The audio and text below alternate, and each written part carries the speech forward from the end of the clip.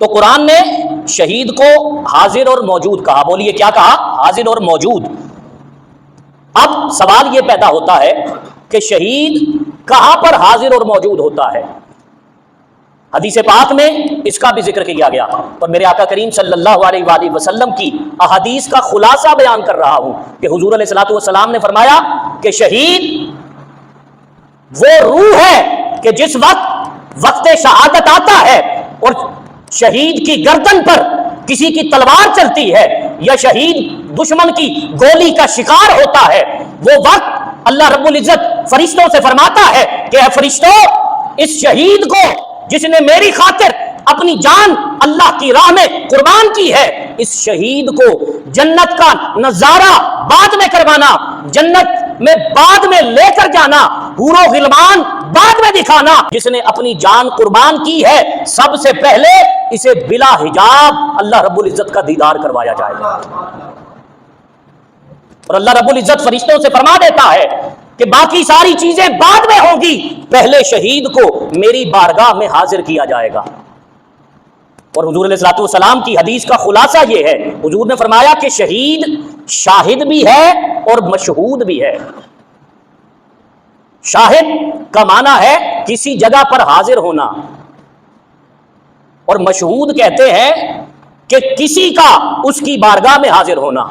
اب دیکھنا یہ ہے کہ شہید خود کہاں حاضر ہے اور شہید کی بارگاہ میں کون حاضر ہے. میں نے حدیث پاک سنائی کہ جس میں حضور علیہ الصلوۃ والسلام نے فرمایا کہ شہید کی روح کو وقت شہادت بلا حجاب اللہ رب العزت کی بارگاہ میں پیش کر دیا جاتا ہے، اور شہید بلا حجاب اللہ رب العزت کی ذات کا نظارہ کرتا ہے. اب شہید شاہد کیسے ہے؟ اس کی خبر بھی احادیث پاک میں آئی. جامع ترمذی کو اٹھائیے، سنن ابن ماجہ کو اٹھائیے. سنن ابن ماجہ میں ابواب الجہاد میں اس حدیث کا ذکر کیا گیا کہ حضرت جابر بن عبداللہ رضی اللہ تعالیٰ عنہ حدیث کے راوی ہیں. آپ فرماتے ہیں کہ میدان احد میں حضرت عبداللہ کی شہادت ہوئی. ان کے والد حضرت جابر کے والد حضرت عبداللہ کی شہادت میدان احد میں ہوئی، اور کفار نے یہ ظلم کیا کہ حضرت عبداللہ کے تمام اعضاء کو کاٹ دیا. آپ کے کان بھی کاٹ دیے گئے، آپ کے ناک کو بھی کفار نے کاٹ دیا، آپ کی آنکھوں کو نکال دیا گیا، آپ کے جسم کا ایک ایک عضو کفار نے کاٹ کر اس کو حضرت عبداللہ کو اتنی اذیت سے شہید کیا گیا. اور جب حضرت عبداللہ کے جسم کو کٹی حالت میں ایک کپڑے میں ڈال کر حضور علیہ الصلوۃ والسلام کی بارگاہ میں پیش کیا گیا تو اپنے والد کو دیکھ کر حضرت جابر کی آنکھوں میں آنسو آ گئے. آپ رونے لگے، اور جب آپ روئے تو حضور علیہ الصلوۃ والسلام نے حضرت جابر کو اپنی بارگاہ میں بلایا، اور بلا کر حضور نے فرمایا الا اخبرک ما فعل اللہ لابیک. حضور نے فرمایا کہ اے جابر، آج اتنی عظیم شہادت کا رتبہ پا کر تیرے والد گرامی کی روح کو خدا نے اپنی بارگاہ میں کون سا مقام عطا فرمایا میں تجھے نہ بتاؤں؟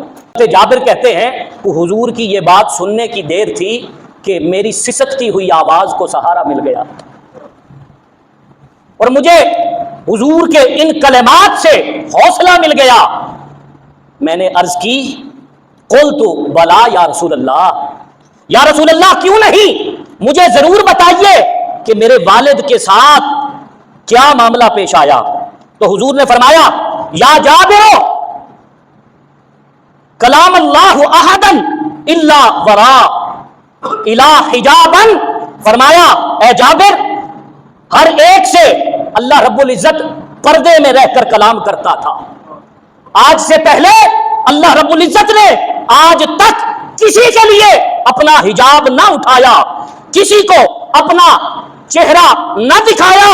اور فرمایا کہ اے جابر تجھے مبارک ہو، اللہ رب العزت نے آج سارے پردے ہٹا کر اپنا بلا حجاب دیدار تیرے والد حضرت عبداللہ کو کروا دیا ہے. زندہ باد، مردہ باد. فرمایا اے جابر تجھے مبارک ہو کہ روح عبداللہ کو جب اللہ کی بارگاہ میں پیش کیا گیا. وکلم اللہ حجابن, آج عبداللہ کی خاطر رب کائنات نے اپنے جلوہ حسن سے سارے پردے ہٹا دیے, سارے پردے اٹھا دیے, اور اللہ رب العزت نے بلا حجاب اپنا دیدار حضرت عبداللہ کو کروایا. تو میں نے کہا کہ شہید شاہد ہے. شاہد کا معنی ہے کہیں پر حاضر ہونا. تو شہید شاہد کیسے ہے؟ جب شہید وقت شہادت اپنی شہادت اللہ کی بارگاہ میں پیش کرتا ہے تو اس وقت اسے بلا حجاب اللہ رب العزت کا دیدار کروایا جاتا ہے. اور پھر میں نے کہا تھا کہ شہید مشہود بھی ہے. یہ شہید کسی مقام پر حاضر ہے. مشہود کا معنی ہے کہ شہید کی بارگاہ میں بھی کوئی حاضر ہوتا ہے. اب دیکھنا یہ ہے کہ شہید کی حاضر ہونے کی تو ہمیں سمجھ آ گئی کہ شہید اللہ رب العزت کی بارگاہ میں حاضر ہوتا ہے. اب شہید کی بارگاہ میں وقت شہادت حاضر کون ہوتا ہے یہ بھی دیکھنا ہے. حضرت جن کا میں نے واقعہ سنایا, حضرت عبداللہ, ان کی جب کٹی ہوئی لاش حضور علیہ الصلوۃ والسلام کے پاس پیش کی گئی تو حضرت عبداللہ کی بہن آئی, اور یہ واقعہ صحیح بخاری میں لکھا ہوا ہے. آپ کو معلوم ہے کہ قصے کہانیوں سے بات کا اثر کچھ اور ہوتا ہے, اور جب قرآن و حدیث سے بات کی جائے تو اس کا اثر کچھ اور ہوتا ہے. تو حضرت عبداللہ کی بہن آئی, اور بہن اپنے بھائی کی کٹی پھٹی لاش دیکھ کر رہ نہ سکی. بہن کی ایک چیخ نکلی, اور اپنے بھائی کی میت کو دیکھ کر, ان کے جسم سے رشتہ ہوا تازہ لہو دیکھ کر بہن برداشت نہ کر سکی. جب چیخ بلند ہوئی تو حضور علیہ الصلوۃ والسلام تشریف لائے, اور آقا علیہ الصلوۃ والسلام نے فرمایا لا تبکی, اے عبداللہ کی بہن آج اپنے بھائی کی اس حالت زار پر رو نہیں. تجھے ایک اور منظر دکھاتا ہوں, ادھر دیکھ. ما زالت الملائکۃ تظلہ باجنحتہا, ارے دیکھ زمین سے لے کر آسمان تک, احد کے میدان سے لے کر عرش معلی تک قطار اندر قطار ملائکہ کھڑے ہیں. تظلہ اپنے نورانی پروں سے پر ملا کر آج عبداللہ کے جنازے پر ملائکہ سایہ کیے ہوئے ہیں.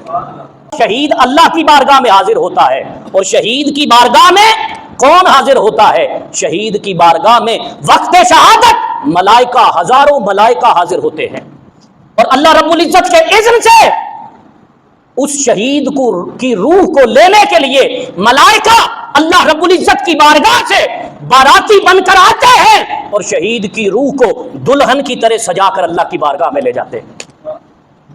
تو شہید حاضر بھی ہے, شہید موجود بھی ہے, شہید شاہد ہی بھی ہے, شہید مشہود بھی ہے.